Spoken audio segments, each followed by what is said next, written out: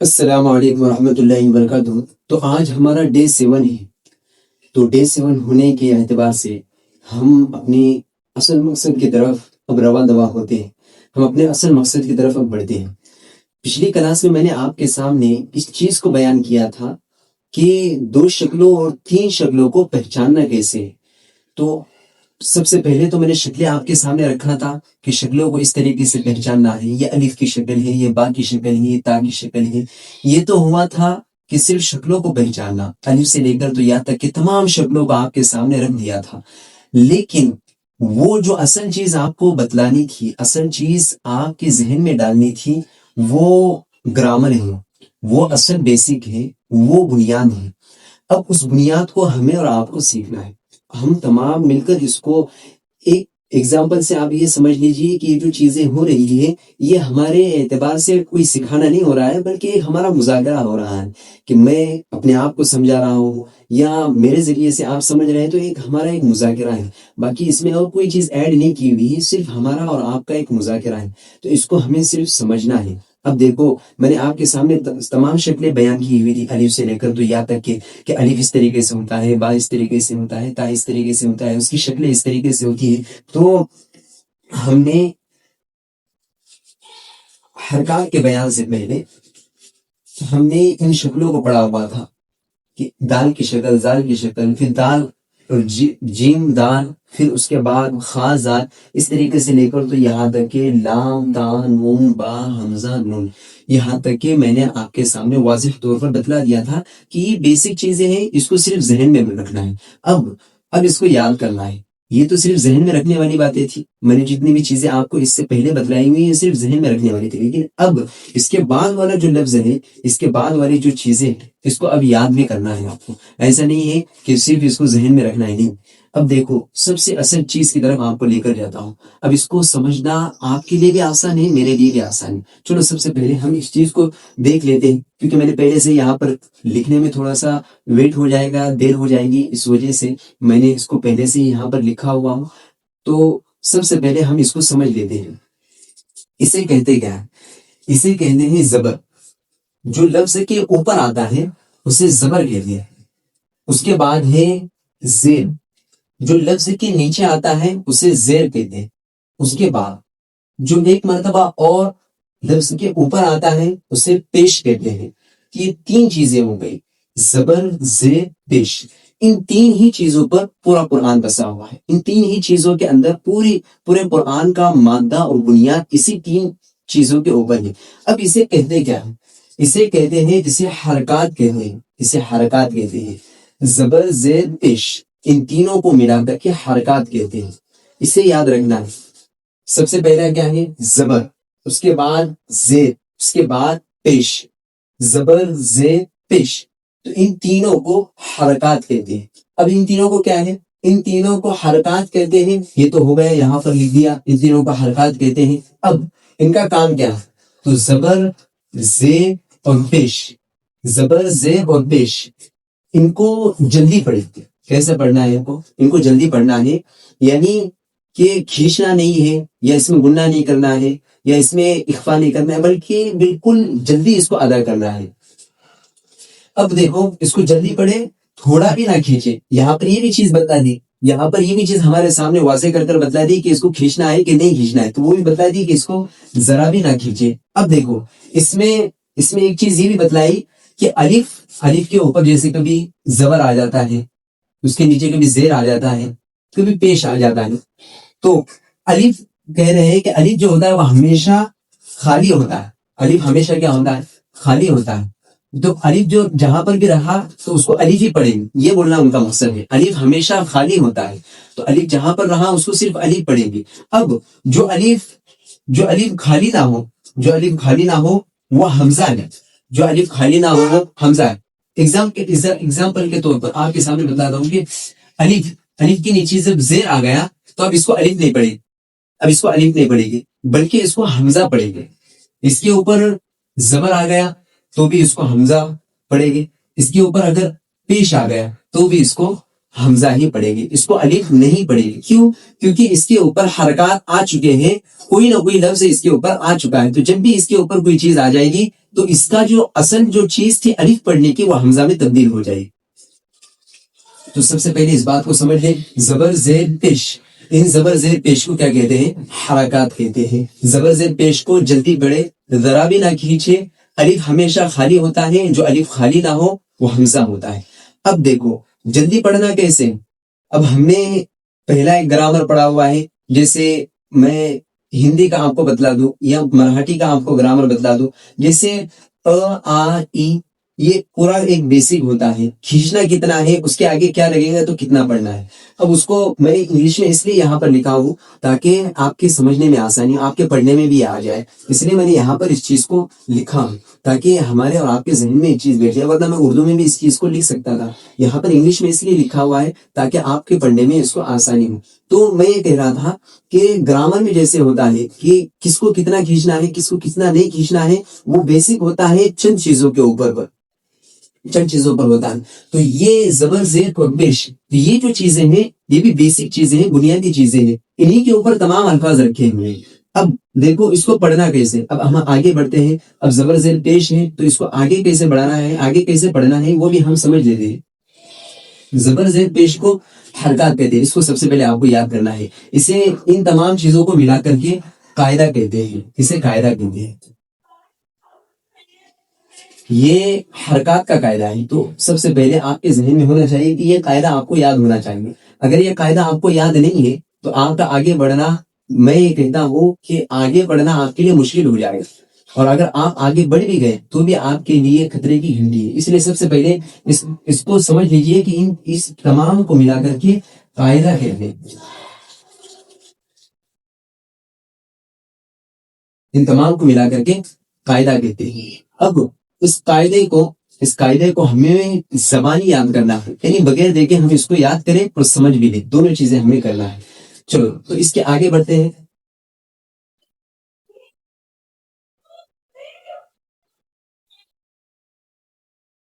سب سے پہلے جو لفظ یہاں پر کہا ہوا تھا زبر زیر اور پیش, تو سب سے پہلے ہم زبر کی مثال پیش کرتے ہیں.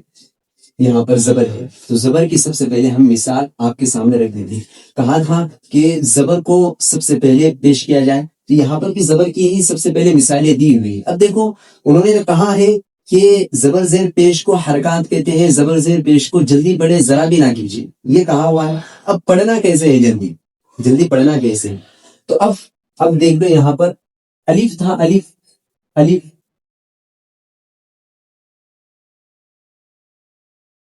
تو یہ الف سے اب یہ بننے والا ہے. جب زبر اس پر آ جائے گا کہ الف با تا تا جیم ہا خا دال زال را زا سین شین صاد ظا طا ظا عین غین, یہاں تک کہ میں نے لکھ دیا. اب اس کو جلدی کیسے پڑھنا ہے. تو سب سے پہلا جو لفظ ہے الف کے اوپر اب ہم زبر کو جوڑ دیں گے. یہ زبر لگا دیا ہم نے اس کے اوپر.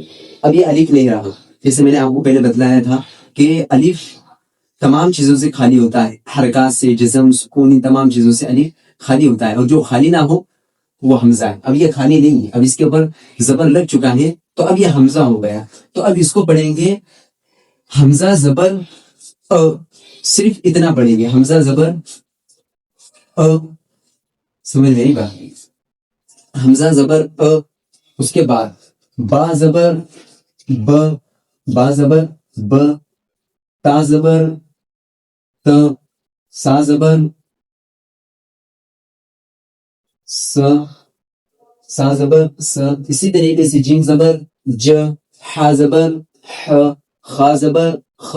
دیکھو میرے الفاظ میں آپ کو سمجھ میں آ رہا ہوگا کہ میں ذرا سا بھی میں الفاظ کو نہیں کھینچ رہا ہوں, بلکہ میں اس کو جلدی ادا کرنے کی فکر کوشش کر رہا ہوں. جیسے حمزہ زبر ط, با زبر ب, تا زبر ت, سا زبر س, جیم زبر ج, ح زبر ح, خا زبر خ, دال زبر د, زال زبر ز, را زبر ر, زا زبر ز, سین زبر سر, شین زبر ش, صا زبر ص, ظا زبر ز, طا زبر ط, ظا زبر ز, عین زبر ع, غین زبر غ, فا زبر ف, قاف زبر ق, کاف زبر ک، لام زبر ل، میم زبر م، نون زبر ن، واو زبر و، ہا زبر ہ، حمزہ زبر واپس حمزہ یہاں پر آئے گا یا زبر ی۔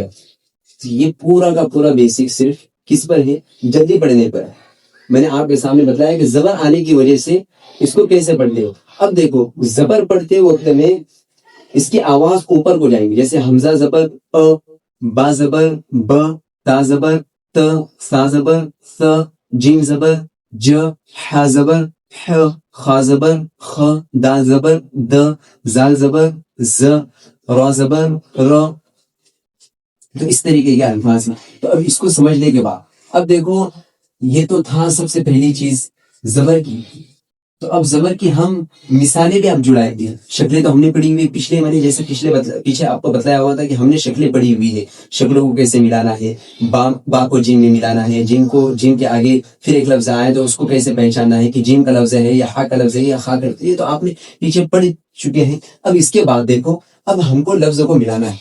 سب سے پہلی جو چیز تھی وہ زبر ہے، تو زبر نی کے بیسس پر ہم الفاظ کو سیکھیں گے، الفاظ کو پڑھیں گے۔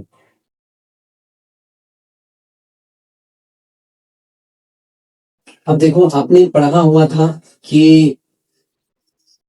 حمزہ زبر ا، با زبر ب، تا زبر د، سا زبر س، تو یہ الف سے لے کر تو یاد ہے کہ آپ نے اس کو سمجھ لو پورا پڑھا ہوا۔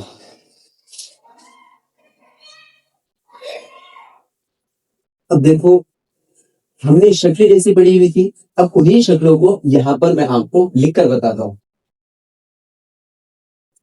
یہ آپ کو سمجھ میں آ رہا ہوگا، یہ میں نے دال لکھا ہوا ہے، اس کے بعد را لکھا ہوا ہے، اس کے بعد سین لکھا ہوا ہے، ٹھیک ہے۔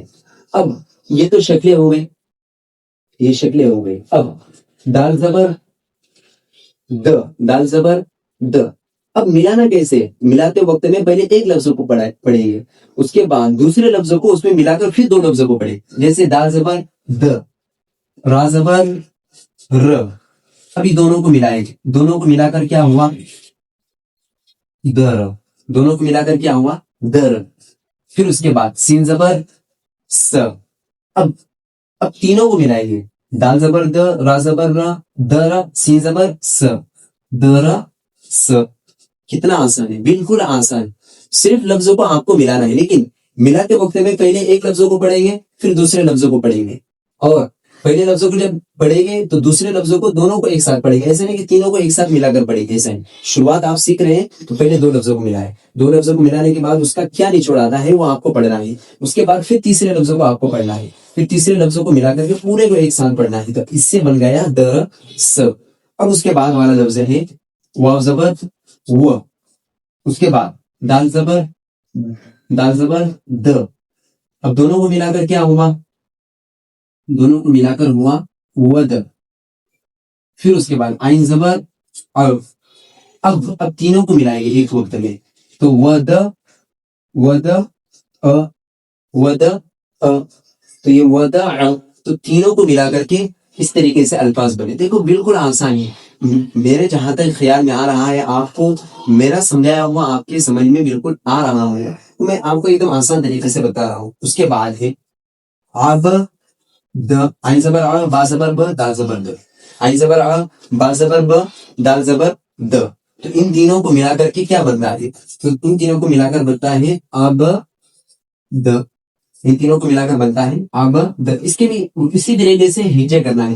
اب اس کو کہتے کیا ہے؟ یہ جو میں نے الگ الگ کر پڑھا ہے اس کو ہجے کہتے ہیں، یہ بھی اس بات کو بھی یاد رکھنا چاہیے کہ ان تمام چیزوں کو ہجے کہتے ہیں۔ ہجے کہتے ہیں الگ الگ کر پڑھنے کو، تو جیسے دال زبر د، را زبر ر، در، سین زبر س، در س، واو زبر و، دال زبر د، و د، عین زبر ع، و د ع، عین زبر ع، با زبر ب، ع ب، دال زبر د، ع ب د۔ تو یہ چیزیں تھی آپ کو پڑھنے کی، اور اس طریقے سے آپ کو ہجے کرنا ہے۔ میں نے آپ کو کہا تھا اب دیکھو لکھنے کی کوئی ضرورت نہیں، اب لکھنے کی کوئی ضرورت نہیں، لکھنا صرف پچھلے وقت میں تھا، پچھلی جتنی بھی کلاسیں ہوئی اس میں نے آپ کے لیے لکھنے کے لیے کہا ہوا تھا۔ اب اس کے بعد آپ کو قاعدہ ہاتھ میں لینا ہے اور اس پر صرف مشق کرتے رہنا ہے۔ اب کبھی ایسا ہوتا ہے کہ انسان کو بغیر دیکھے چیزیں یاد ہو جاتی، جیسے میں بغیر دیکھے اس کی ہجے کر سکتا ہوں، جیسے دال زبر د، را زبر ر، در، سین زبر س، در س، پھر اس کے بعد واو زبر و، دال زبر د، و د، عین زبر ع، و د ع، پھر اس کے بعد عین زبر ع، با زبر ب، ع ب، دال زبر د، ع ب د۔ یہ تو مجھے بالکل یاد ہے، لیکن اب اگر ہم اس کو پیچھے سے پڑھیں گے، پیچھے سے یعنی جیسے درس تو سین جو پہلے آیا ہوا ہے اس کو بھی ملا کر پڑھ سکتے ہیں. تو اس کو اگر پیچھے سے پڑھیں گے تو سین زبر س، دال زبر د، س د، را زبر ر. ایسا ہو سکتا ہے. دیکھو میں نے آگے پیچھے پڑھ لیا اس کو. تو سین زبر س، را زبر ر، تو دونوں کو ملا کر کیا ہوا سر. پھر اس کے بعد دال زبر د، سر د. اس طریقے سے. تو اگر کسی انسان کو ایسا ہو رہا ہے کہ بالکل یاد ہو چکا ہے لیکن اس کے سمجھ میں نہیں آ رہا ہے، بور ہو رہا ہے، تو اس کو چاہیے کہ پیچھے سے پڑھے.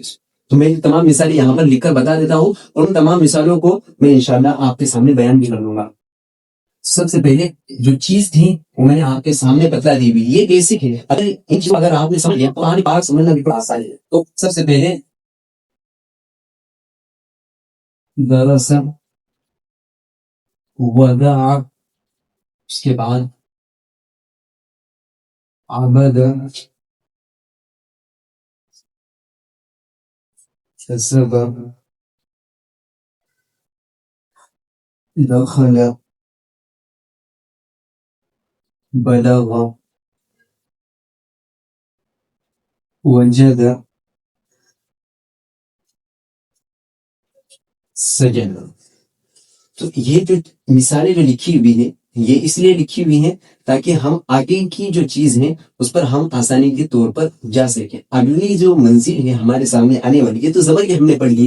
میں نے بتایا کہ آپ کے سامنے یہ ہم نے صرف زبر کی پڑھی. اب آنے والی جو منزل رہیں گی دوسرے نمبر پر وہ زیر کی رہیں گی. اس کے بعد جو منزل رہیں گی پیش کی منزل رہی. اس لیے میں نے آپ کے سامنے تمام چیزیں لکھ کر بتلایا ہوں. درس، ودع، عبد، کسب، دخل، بلغ، وجد، سجد. اس کے ہجے کیسے کرنے ہیں یہ بھی آپ کے سامنے بتلایا. دال زبر د، را زبر ر، دونوں کو ملانا ہے. در، سین زبر س، درس، واو زبر و، دال زبر د، ود، عین زبر ا، ودع، عین زبر ا، با زبر ب، اب، دال زبر د، عمد، کاف زبر ک، سین زبر س، کس، با زبر ب، کسب، دال زبر د، خا زبر خ، دخ، لام زبر ل، دخل، با زبر ب، لام زبر ل، بل، غین زبر غ، بلغ، واو زبر و، جیم زبر ج، وج، دال زبر د، وجد، سین زبر س، جیم زبر ج، سج، دال زبر د، سجد. تو یہاں تک کے لیے آپ کے لیے میں امید کرتا ہوں کہ آپ کو یہ تمام چیزیں سمجھ میں آ چکی ہوں گی. اگر نہیں سمجھ میں آ رہا ہے تو میں نے جیسے ہر وقت میں ہر ویڈیو میں کہتا ہوں کہ آپ کے سامنے کمنٹ باکس کھلا ہوا ہے. آپ اس کے اندر پوچھ سکتے ہیں جو بھی آپ کا مسئلہ ہے، جو بھی آپ کی ضرورت ہے، حاجت ہے، آپ اس کو لکھ کر ٹائپ کر کر کے آپ مجھے کہہ سکتے ہیں. میں انشاءاللہ آپ کو بالکل آسانی کے ساتھ سمجھانے کی فکر و کوشش کروں گا. اب دیکھو اس کی آنے والی جو ویڈیو رہے گی وہ بھی بڑی اہمیت رکھنے والی ہوگی، وہ بھی بڑی اہم رہے گی. اس لیے اس کو اب دن بھر ہم نے اس کو یاد کرتے رہنا ہے، اس کی مشق کرتے رہنا ہے، اس کو کہتے رہنا ہے. لیکن یاد رہے کہ حمزہ زبر ا، با زبر ب، تا زبر ت، تو زبر زیر اور پیش ان تینوں کو یاد رکھنا کہ اس کو جلدی پڑھا جاتا ہے. جس لفظ پر بھی آتا ہے اس کو جلدی پڑھا جاتا ہے، کھینچا نہیں جاتا. بس اتنا اگر یاد رکھ لیے، ذہن میں اگر بٹھا لیے تو یہی قاعدہ ہے، یہی قاعدہ ہم کو یاد ہو جائے گا. مجھے امید ہے کہ آپ کو یہ چیزیں سمجھ میں آ چکی ہوں گی. اللہ تعالیٰ مجھے آپ کو عمل کرنے کی توفیق عطا فرمائے. اب رہی بات اس ویڈیو کی تو اس ویڈیو کو جتنا ہو سکے اتنا آپ شیئر کریں. السلام علیکم ورحمۃ اللہ وبرکاتہ.